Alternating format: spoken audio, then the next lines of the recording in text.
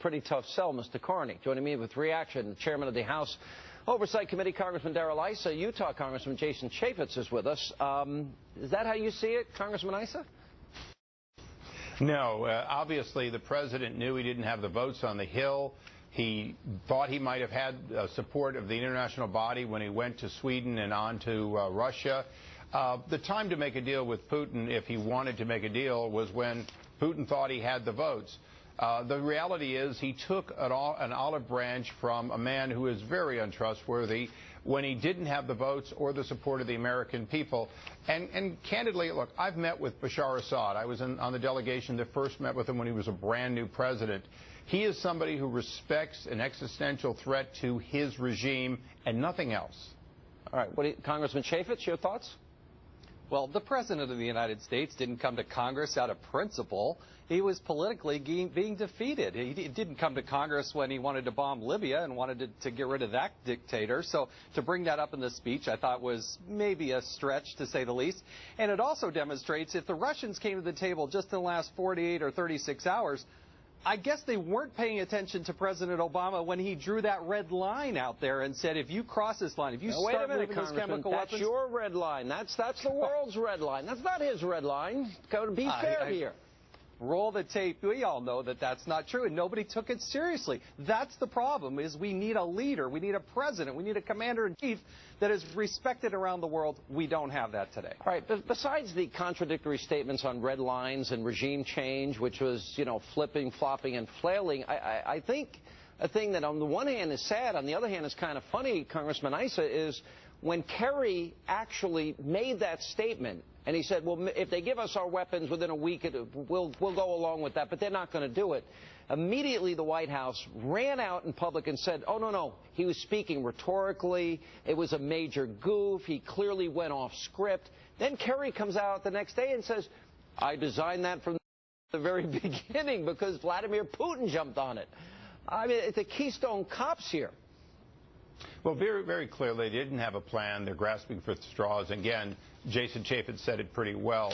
The time to have Putin on board was when he drew his red line in the sand, or certainly before he came to Congress, because he knew he didn't have the support of the American people, so he thought he'd go to Congress and get support, found out he didn't even have half of his own people in his own party, and certainly with his record and candidly with Ambassador Rice and the other people they put in front of us, the very people who, when they say high confidence, give us no confidence.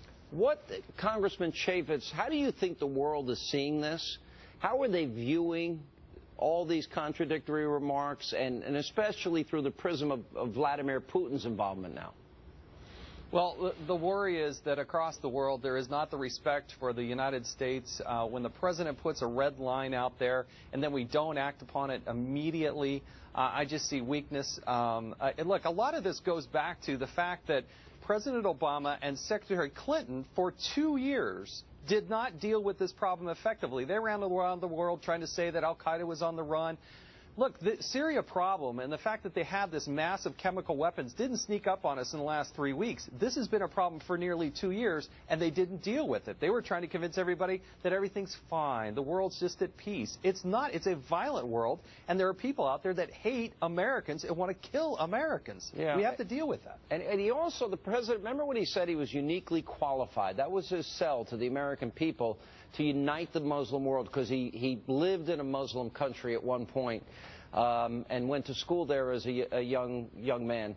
And then he was going to hit the Russian reset button. Now we got Vladimir Putin moving ships into Syria, Congressman. And then we have him threatening to shoot down American missiles, and now he's threatening to arm Iran. Darrell Issa, what do we make of that threat? Well, certainly. This is a paper tiger. This is a president who can order an unlimited amount of drone strikes against targets in countries all over the world, but including ones that he's had no authorization from Congress to go into. But then when it comes to actually providing a no-fly zone, humanitarian relief, pushing back on the exodus and displacement of 6.5 million Syrians. 1 out of 10 Syrians right now are displaced and refugee status either in Syria or in neighboring countries. He's had 2 years to deal with that real problem. He had 100,000+ people murdered with conventional weapons, and then he came to us and said, I want to have this sort of slap on the hand over 1,400 more. For what purpose? So that, in fact, he'd go back and kill another 100,000 with conventional weapons? He didn't have a plan, and now he has reached out to Putin for a plan. And if that plan succeeds, then do they have a green light to continue killing another 100,000 people in Syria with conventional weapons? What is the real goal? If the president says he wants regime change, then he ought to be willing to talk about regime change instead of, if you will, purifying the regime. What I fear most, though, Congressman Issa, is that the regime change will be a radical Islamist government, probably, you know, the strings being pulled out of Tehran. What will happen in Congress, Congressman Chaffetz? Well, we got to watch it hour by hour, because every day, every 12 hours, wake up, the president's taking a different direction and saying something in contradiction to Secretary Kerry. But look, we need solutions, not just reactions. We need leadership, not just pandering. And we're not getting that from this president. That's why even on the Democratic side of the aisle, nobody believes him.